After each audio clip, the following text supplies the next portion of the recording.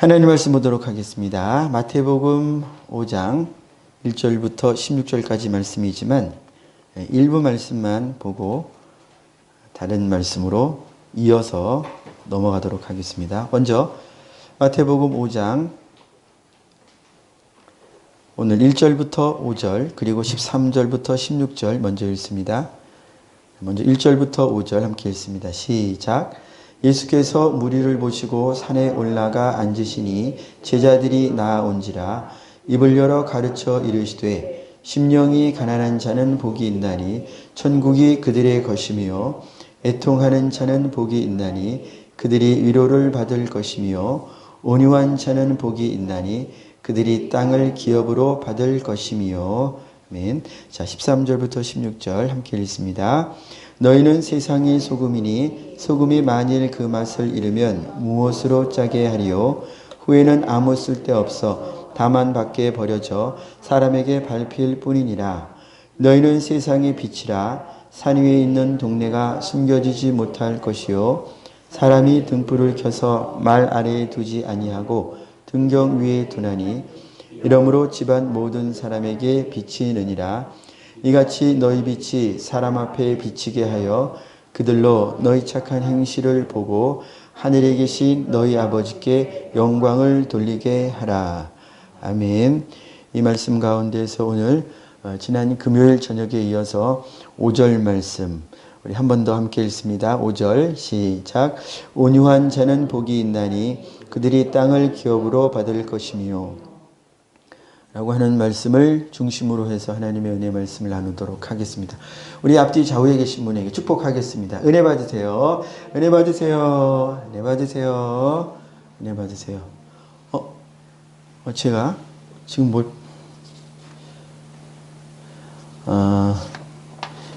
제가 지금 가지고 있는 주보가요.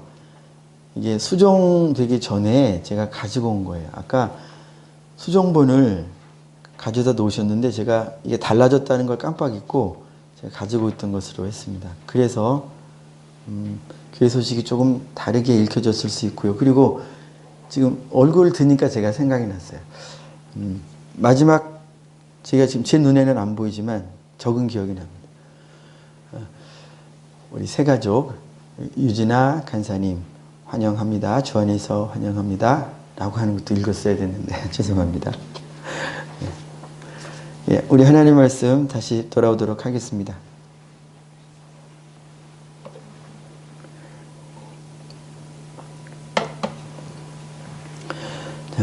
우리가 지난 금요일에 이제 거의 들으신 줄로 압니다. 금요일에 이제 나눈 말씀이 이 온유한 자가 받은 복, 우리 주님이 말씀하신 땅, 하나님의 땅이죠. 하나님 나라입니다. 이것을 시편 37편 말씀을 펴고 그것을 쭉 훑어가면서 좀 자세하게 살펴보았는데 오늘은 이제 37편 한 번 더 보고 오늘 5절 말씀을 마무리하도록 하겠습니다. 그래서 한 번 더 시편 37편으로 이렇게 넘어가도록 하겠습니다. 시편 37편 몇 군데 말씀을 우리 함께 같이 읽을 텐데요.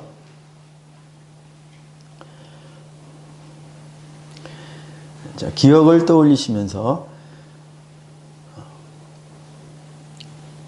온유한 자는 시편 37편 말씀에 의하면 오직 이 뜻만이다 이것은 아닙니다만 대표격으로 나오는 것이 바로 말씀을 순종하는 그런 자다. 그가 온유한 자요. 그가 하나님이 말씀하신 땅을 영원한 기업으로 받는 자다라고 하는 것을 나누었었습니다. 자, 지금은 3절부터 6절과 또 몇 절의 말씀을 볼 텐데요. 먼저 3절부터 6절 우리 한 번 더 합심해서 같이 읽습니다. 시작. 여호와를 의뢰하고 선을 행하라. 땅에 머무는 동안 그의 성실을 먹을거리로 삼을지어다. 또 여호와를 기뻐하라. 그가 내 마음의 소원을 내게 이루어 주시리로다. 내 길을 여호와께 맡기라. 그를 의지하면 그가 이루시고 내 의를 빛같이 나타내시며 내 공의를 정오의 빛같이 하시리로다. 아멘. 우리 11절로 넘어갑니다. 시작. 그러나 온유한 자들은 땅을 차지하며 풍성한 화평으로 즐거워하리로다. 자, 18절로 넘어갑니다. 18절 시작. 여호와께서 온전한 자의 날을 아시나니 그들의 기업은 영원하리로다. 아멘. 쭉 이제 이으시면서 읽어주셔도 될 것 같아요. 자, 22절 내용이 계속 이어지는 것입니다. 22절 함께 읽습니다. 주의 복을 받은 자들은 땅을 차지하고 주의 저주를 받은 자들은 끊어지리로다. 아멘. 최후 심판이죠. 자, 29절 시작. 의인이 땅을 차지하며 거기서 영원히 살리로다. 아멘. 영원한 기업입니다. 마지막으로 37절 함께 읽습니다. 온전한 사람을 살피고 정직한 자를 볼지어다. 모든 화평한 자의 미래는 평안이로다. 아멘. 자, 마지막에 읽은 37절에 성경이, 즉 성령께서 다윗으로 하여금 이 내용을, 시편 기자로 하여금 이 내용을 기록하게 하셨을 때에 이제 37절에 이르러서는 이렇게 말씀하시죠. 온전한 사람을 살펴라. 그리고 정직한 자를 보아라. 그리고 모든 화평한 자의 미래는 평안이로다 라고 말씀하셨는데, 모든 화평한 자의 미래는 평안이로다 한 이 말씀의 원어를 제가 금요일에도 잠깐 다루었습니다만, 잠깐 보자면 이렇게도 해석이 됩니다. 모든 화평한 자의, 여기에 해당하는 이씨라고 하는 말은 그 뜻이 남자, 남편, 사람, 그 사람, 혹은 사람들이 각기 이렇게 했다라고 할 때 그 사람들의 각각을 가리키는 그런 의미가 있어요. 그래서 미래는, 그 다음에 나오는 미래는 이라고 하는 아하리트라고 하는 히브리어는요, 그 뜻이 끝, 결국 이런 뜻입니다. 그래서 남자 혹은 사람의 끝은 평안이로다 라고 해석된 샬롬은 잘 알죠. 그래서 37절에 모든 화평한 자의 미래는 평안이로다 라고 하는 이 글은 세 개의 단어라고 할까요? 이시, 아하릿, 샬롬, 이 말을 번역한 거고요. 이 이시, 아하릿, 샬롬은, 이시는 사람은, 그 사람의 끝은 아하리트, 끝은 평안이로다. 샬롬.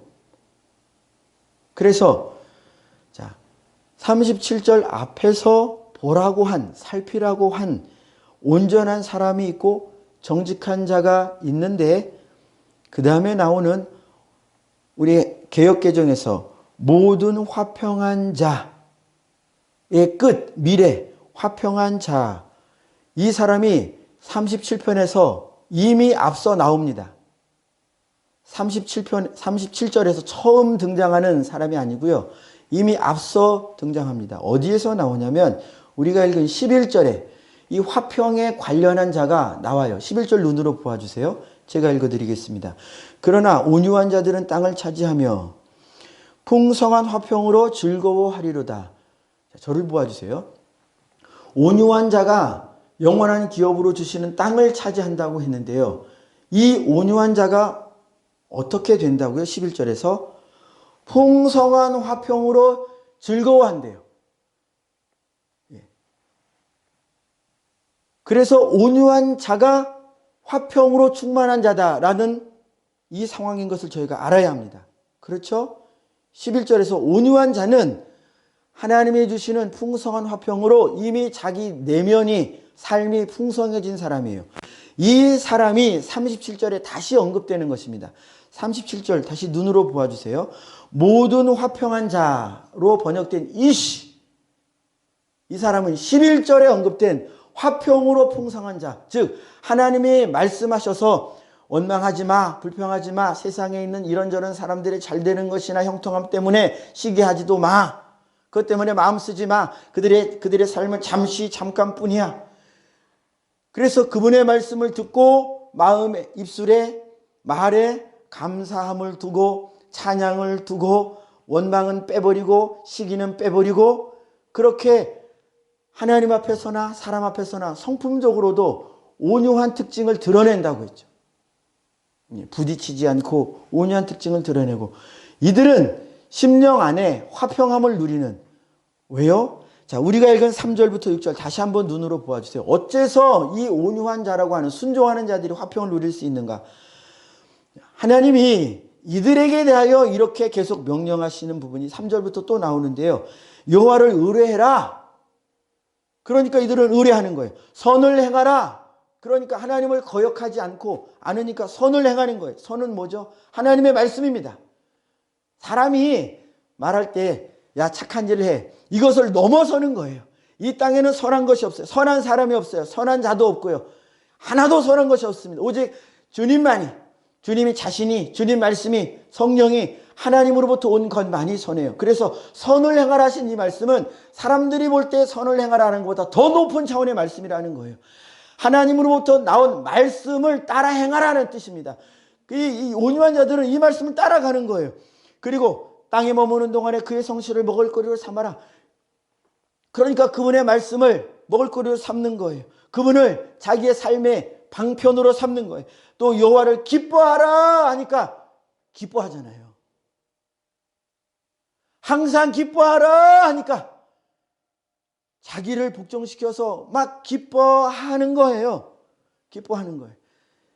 내가 세상에 여러 가지 어려운 일들과 또 눈으로 볼 때에 37편에서 이런저런 일들 때문에 마음은 상할 일이 있지만 주님이 이들을 향하여 하나님의 말씀을 듣는 이들을 향하여 이 사람들을 향하여 나를 기뻐해라. 성령께서 하나님을 기뻐해라 하는 말씀에 순종하니까 주님께서 내게 행하신 일들을 기억하면서 주님께서 내게 행하고 계시는 일들을 기억하면서 기뻐하는 거예요.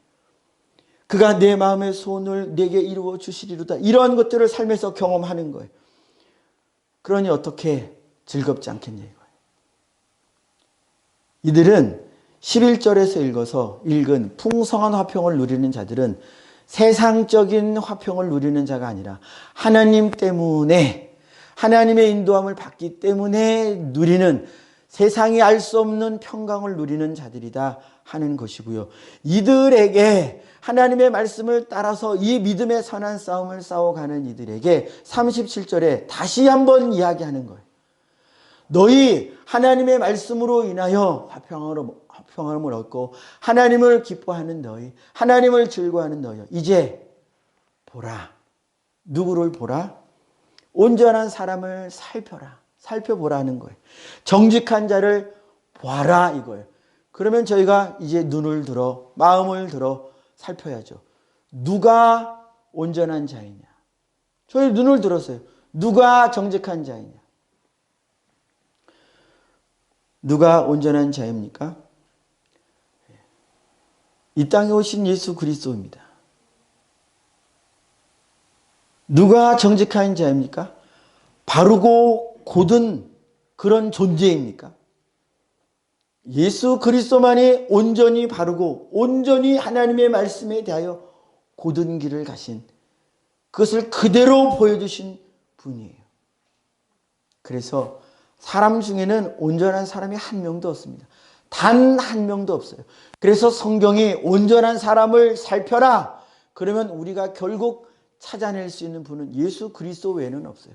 성경이 인류에게 제시하시는 존재는 성경이 인류에게 구원의 길로서 우리가 오직 닮아가고 따라가고 흉내낼 어떻게 흉내라도 내야 할 그러한 분으로 보여주시는 분은 예수님 뿐이라는 거예요.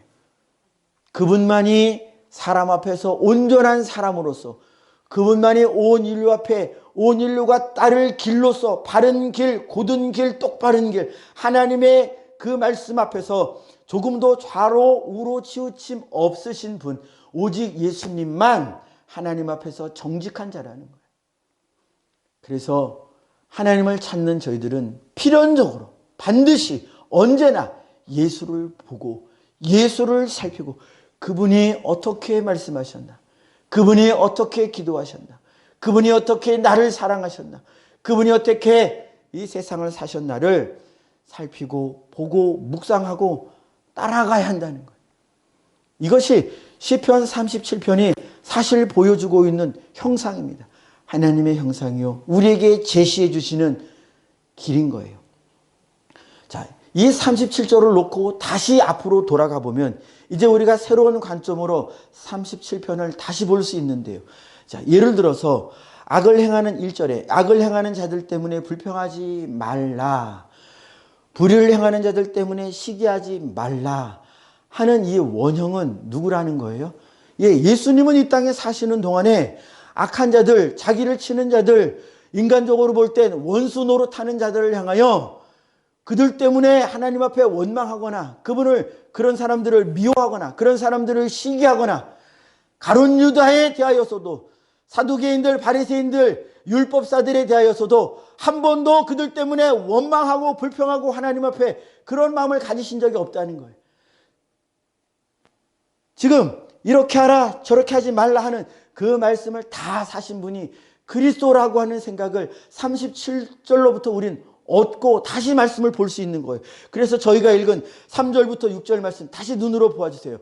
이 말씀들을 예수께서 먼저 사시고 이제 성령을 통하여 저희로 하여금 이룰 수 있게 해주시는데요. 자, 3절부터 다시 봅니다. 여호와를 의뢰하라, 선을 행하라. 예수께서 저희보다 먼저 가셨어요. 본을 보이시기 위하여 먼저 가셨어요. 그분은 우리의 머리로서 먼저 계시는 분이에요. 그분이 행하시지 않으신 것, 그분이 사실 수 없던 것을 저희에게 강요하시거나 그분은 하실 수 없던 것을 저희는 하라고 말씀하신 분이 아니에요. 그분은 말씀을 먼저 사신 분이에요. 그분은 항상 하나님을 의뢰하신 분이에요. 그분은 항상 하나님의 선하신 말씀을 전적으로 따라가신 분이에요. 우리가 요한복음 말씀을 이전에 살펴보았었잖아요. 그분이 자신 있게 모든 인류 앞에서 말씀하신 것, 내가 행한 것은 하나님의 말씀이다. 나는 하나님의 말씀을 행했다. 그래서 사도 요한도 그의 안에 거한다 하는 자들은 반드시 그의 행하신 대로 자기도 행해야 될 것이다 라고 말씀하셨어요. 예수님이 행한 것은 오직 하나님의 말씀대로였다는 것입니다. 그래서 시편 37절 3절 계속 보면요, 그래서 예수님은 항상 하나님의 땅에 거하신 분이었고요, 4절에서도 그분은 하나님으로만 기뻐하신 분이에요. 세상에 있는 물질, 제자들이 이것저것 잘하고 기뻐하셨죠.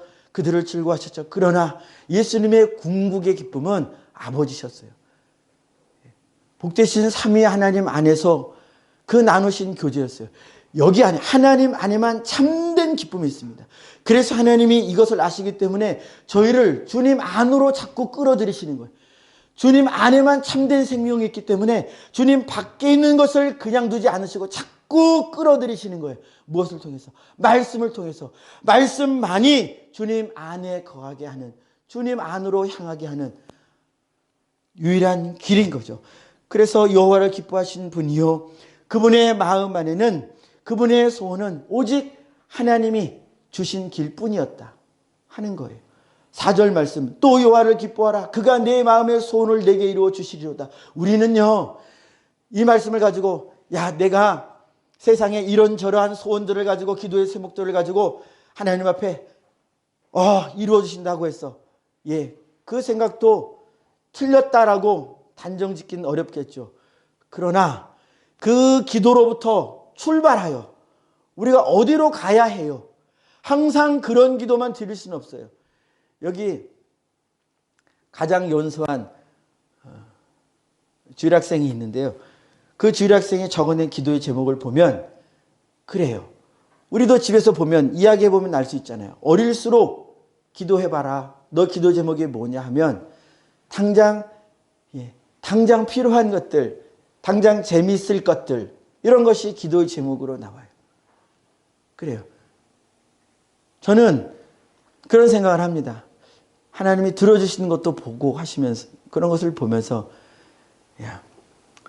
이렇게 기도를 시작해서 말씀을 읽고 말씀에 연단받는 삶을 통해서 기도 내용이 달라지잖아요.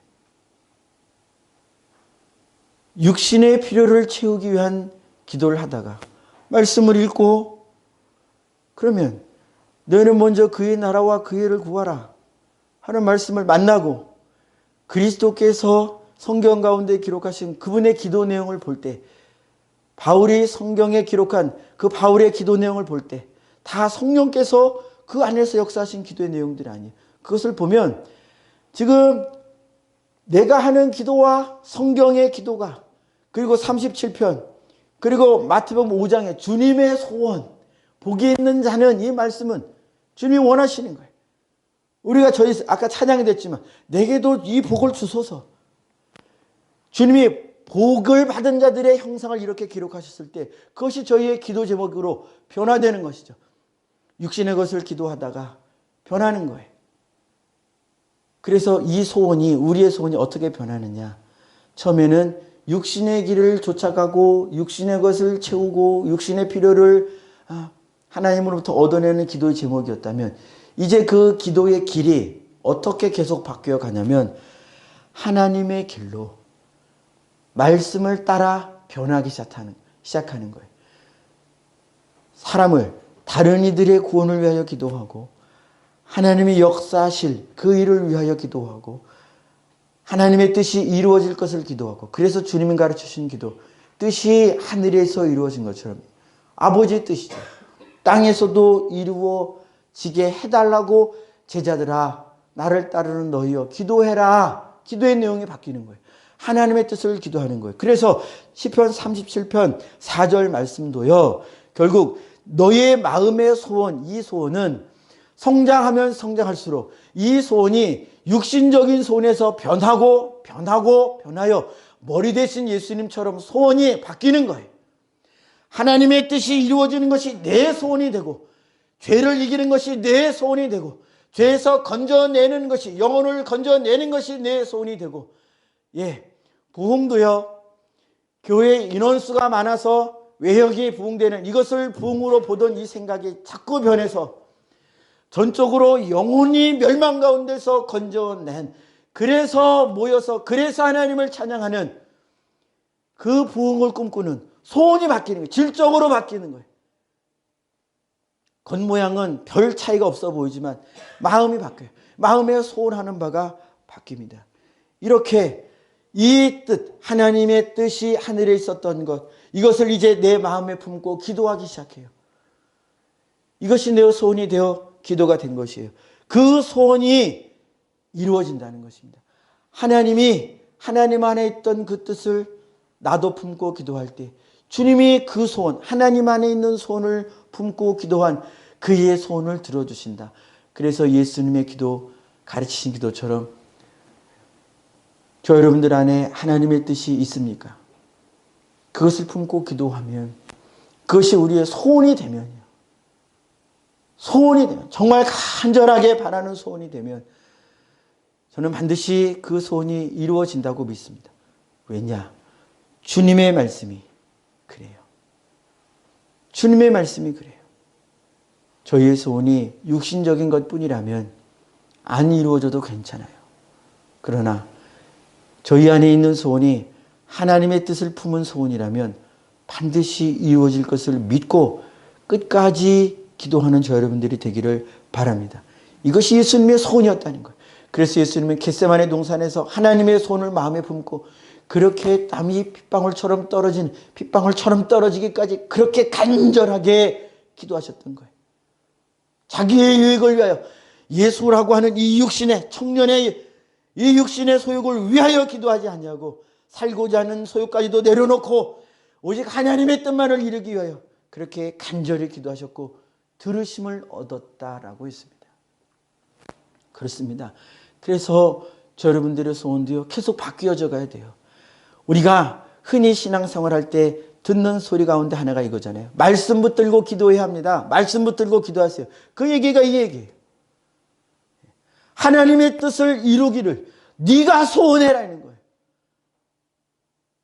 소원 없이 원함 없이. 그러니까 주님은 닭이 그 날개 아래 새끼를 모으려고 여러 번, 한두 번이에요. 그렇게 주님의 소원이 그게 주님의 소원이 살리고자 하는 거예요. 주님의 소원이 건져내려고자 하시는 거예요.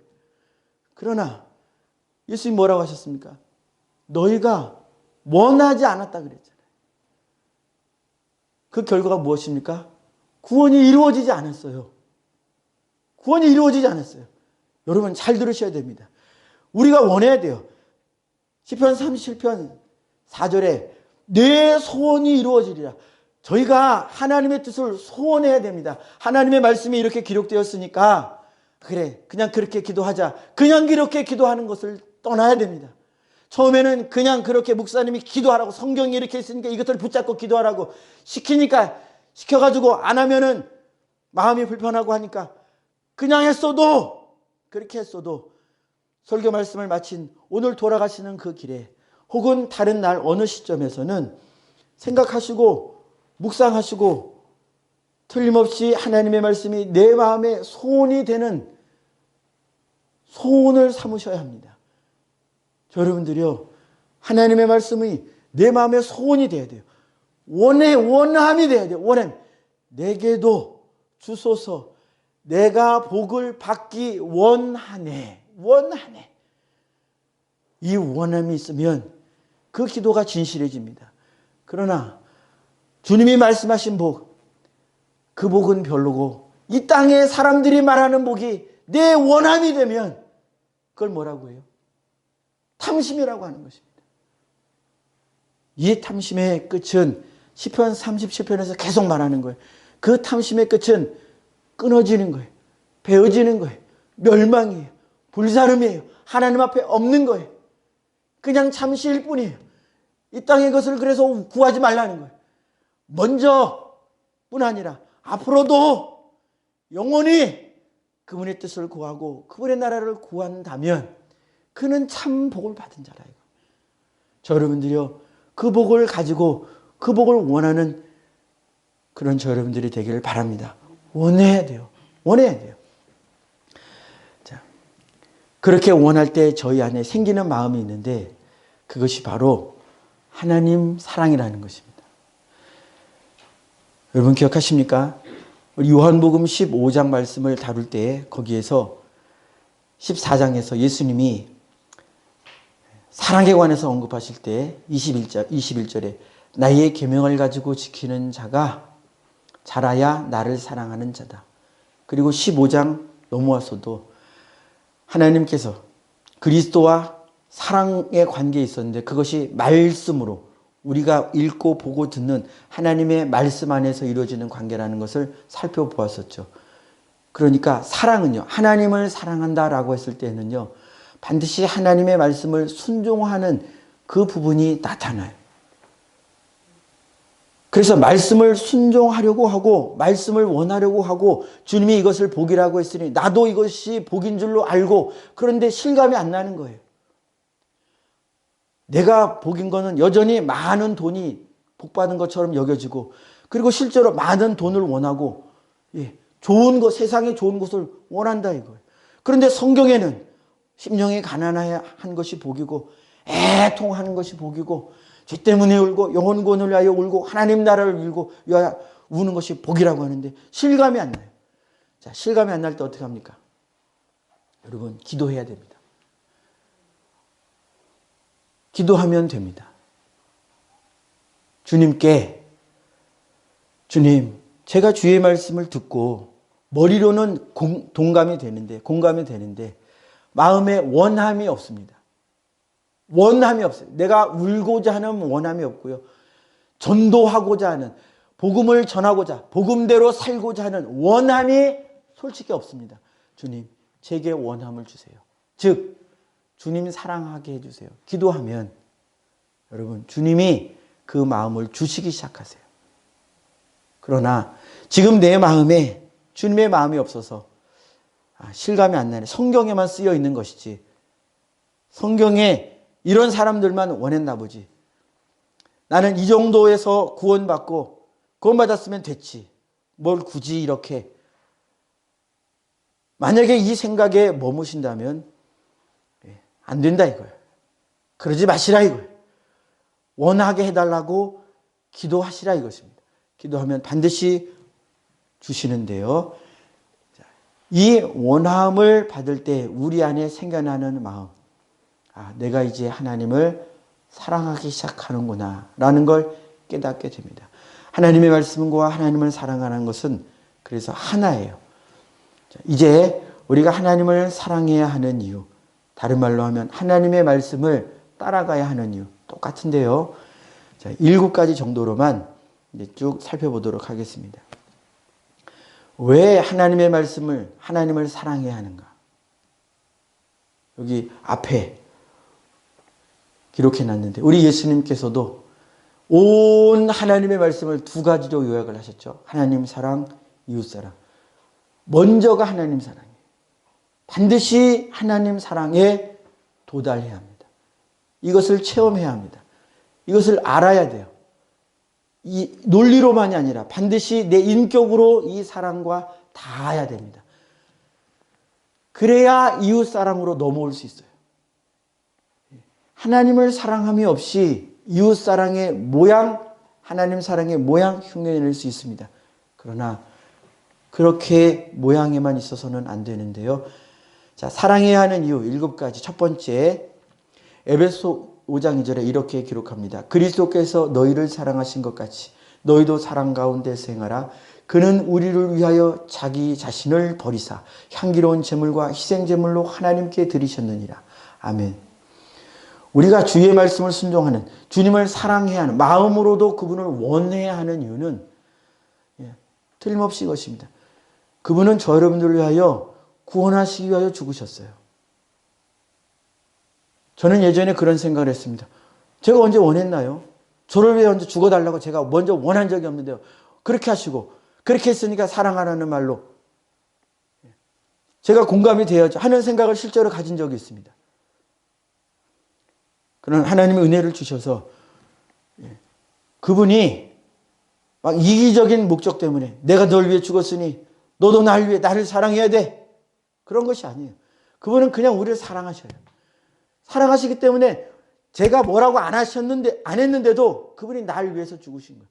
여러분들이 그분에게 찾아가서 날 위해 죽어주셔야만 내가 살 수 있습니다 라고 말한 적이 없지만 그분이 죽으신 거예요. 왜요? 그글만이 여러분들을 저를 살리실 수 있는 걸 그분만 아시기 때문에 그분이 먼저 행하시는 거예요.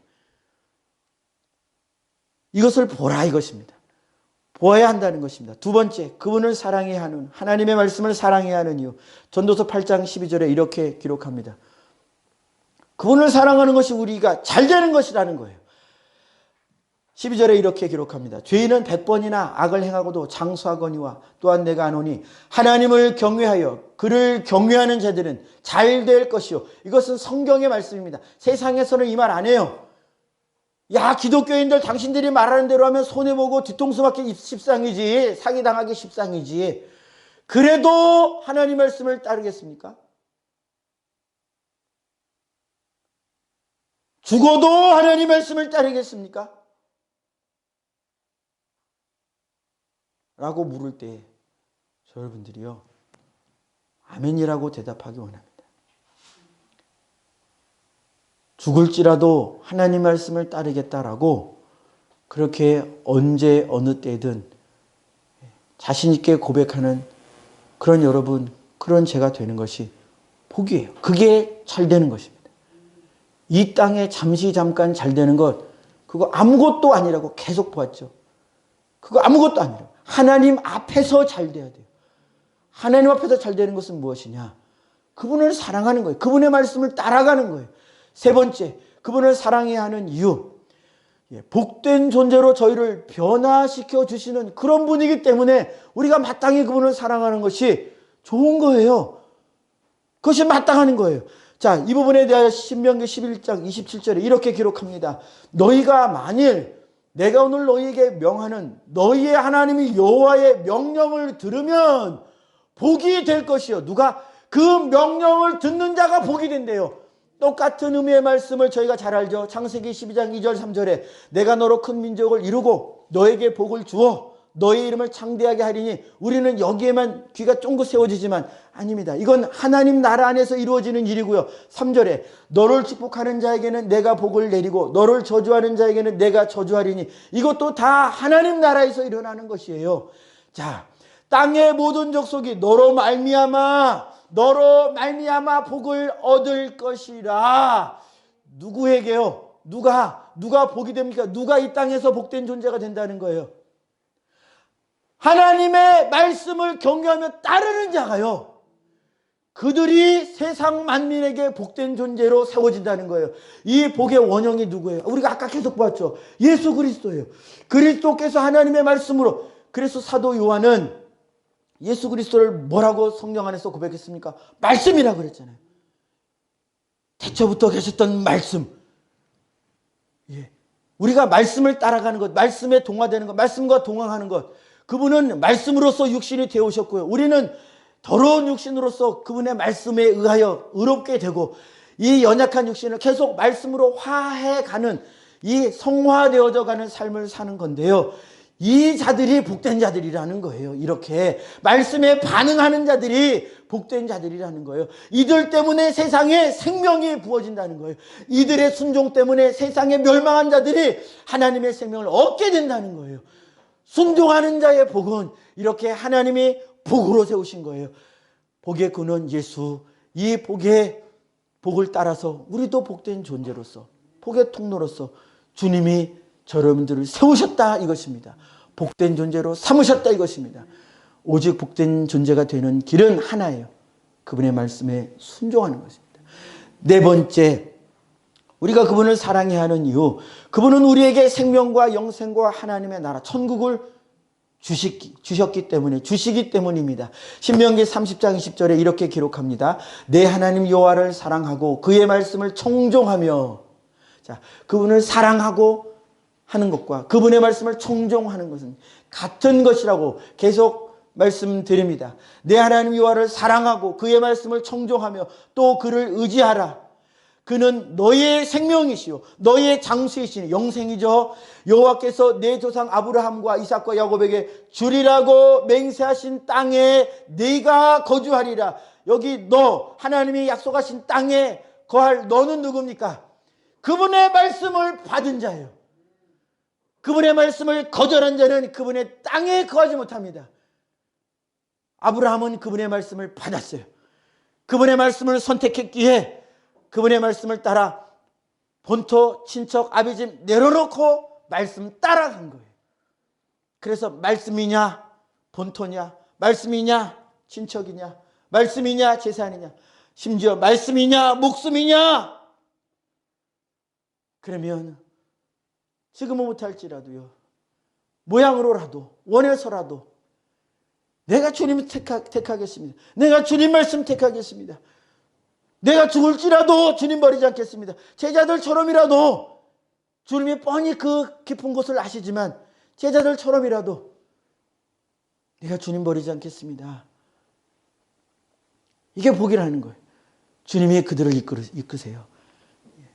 그 원함이 있는 자, 원함대로 못 살아도 원함 있는 자를 인도하신다는 것입니다. 다섯 번째, 그분은 악에서 건져주시는 분이기 때문에 우리가 그분을 사랑하는 것이 마땅하다는 것입니다. 시편 97편 10절에 이렇게 기록합니다. 여호와를 사랑하는 너희여 악을 미워하라. 그가 그의 성도의 영혼을 보전하사 악인의 손에서 건지시느니라. 주님이 가르치는 기도에서도 악에서 구하소서. 이 기도 주님이 하시고자 하시는 거예요. 이들이 누구냐? 성도죠. 성도. 이 기도를 배운 사람들이 누구예요? 제자죠. 제자. 다 예수 그리스도의 말씀을 받은 자들입니다. 또 우리가 주님을 사랑해야 하는 이유 여섯 번째, 그분은, 자, 우리 좀 멋쩍진하지만 좌우에 계신 분에게 이렇게 손을 내밀어 당신을 사랑하시는 분이기 때문입니다. 시작. 당신을 사랑하시는 분이기 때문입니다. 아멘. 자, 이제 저를 보아주세요. 맞습니다. 스바냐 3장 17절에 이렇게 기록합니다. 너의 하나님, 여러분의 하나님, 저의 하나님 여호와가 너의 가운데 계시니 말씀을 믿음으로 받은 자는요 다 주님이 계신 분이에요. 그는 구원을 베푸실 전능자이시라. 그가 너로 말미암아 기쁨을 이기지 못하시며 너를 잠잠히 사랑하시며. 너무 겸손히 사랑하시죠. 사랑한다고 막 그분이 하실 일을 하셔요. 저희를 위하여 하실 일을 하셨어요. 너를 잠잠히 사랑하시며 너로 말미암아 즐거이 부르며 기뻐하시리라. 너로 말미암아 즐거이 막 부르신대요. 야, 내가 아무개 때문에 너무 좋다, 기쁘다. 나 주님의 기쁨 되기 원해. 우리 그렇게 찬양하지만 주님도 너무 원해요. 나는 너의 기쁨이 되기를 원하고 너도 내 기쁨이 되기를 원한다. 이게 주님이 원하시는 거예요.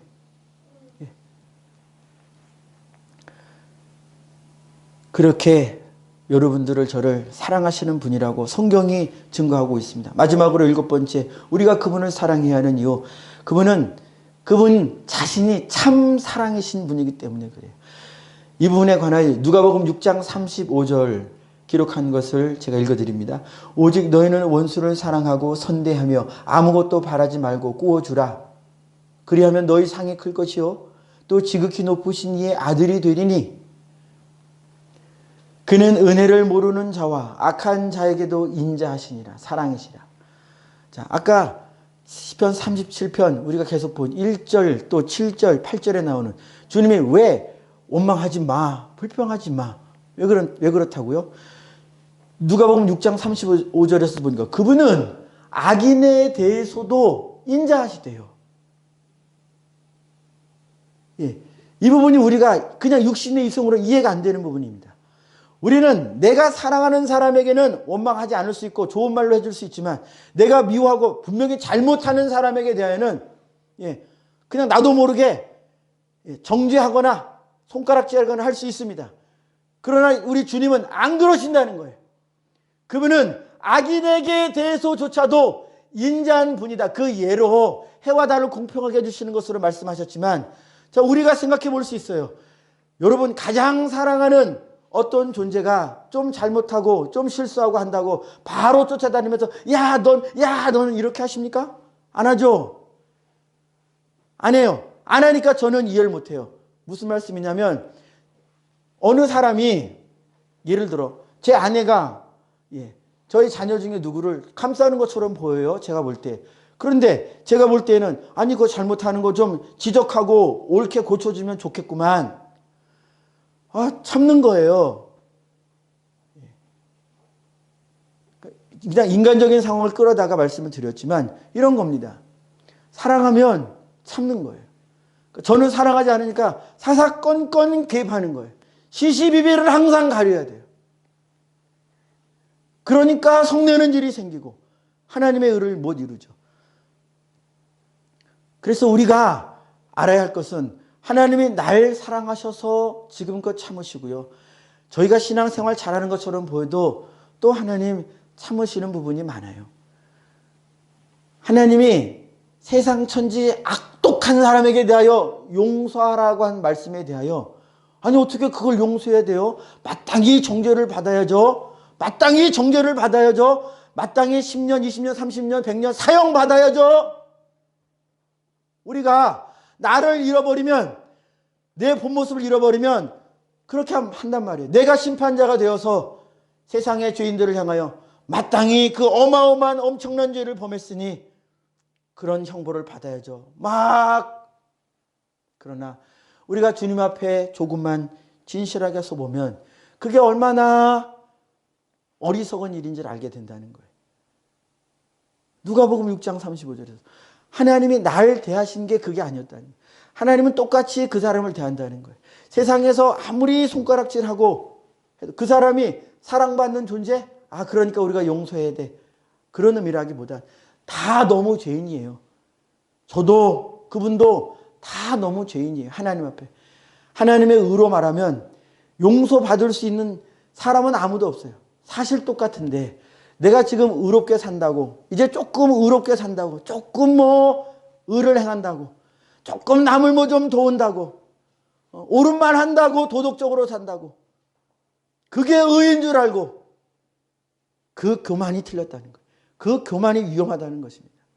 하나님 앞에 서면요, 아무도 사람에게 정죄할 수 없어요. 하나님께 맡기는 거예요. 말씀을 마무리하겠습니다. 이렇게 하나님의 참 사랑이시다. 그분은 날 사랑하시는 것이나 아직 복음 안에 들어오지 않은 자들에게도 똑같이 너무 사랑하시고 너무 애타게 기다리시는 거예요. 그래서 그분의 마음을 알면 복음을 들고 갈 수밖에 없는 거예요. 저도 그분의 마음을 놓치면 그냥 여기서 왔다 갔다 하는 것에 만족해요. 그러나 그분의 마음을 깨달으면 이게 아니라는 거예요. 영혼 구원, 멸망하는 영혼을 구원하는 일보다 교회가 더 우선해서 감당할 일은 없는 것을 깨닫고요. 저희의 삶이 그것으로 충만해져 가야 한다는 것을 깨닫는 것이죠. 아무쪼록 이렇게 우리를 사랑하신, 참 사랑하신 그분을 저희도 사랑해서 이 땅에 사는 동안에 주님 사랑하고 주님 말씀을 순종하여 땅의 복을 누리고 하늘의 복을 누리는 저 여러분들이 되기를 축복합니다. 기도하겠습니다. 우리 합심하여 이렇게 기도하기를 바랍니다. 하나님, 저도 주님 복 받기를 원합니다. 이 복을 누리기를 원합니다. 이 복이 머리에만 있지 않고 손에, 발에, 마음에, 심령에, 영혼과 육신이 다 주님의 말씀하신 복으로 하나가 되어지는 주님, 내게도 그 복을 주옵소서. 제가 그 복을 받기를 원합니다. 주님을 원합니다. 주여, 주의 땅에서 영원 무궁히 거하는 자에 합당하게 살게 하옵소서. 우리 주의 마음 달라고, 주님 사랑하게 해달라고, 주님 참 사랑하기에 우리가 온 마음으로 주님 사랑하기에 합당한 분이시라고 하는 것, 주님 사랑하게 해달라고 우리 주여 한번 외치고 기도하겠습니다. 주여, 주님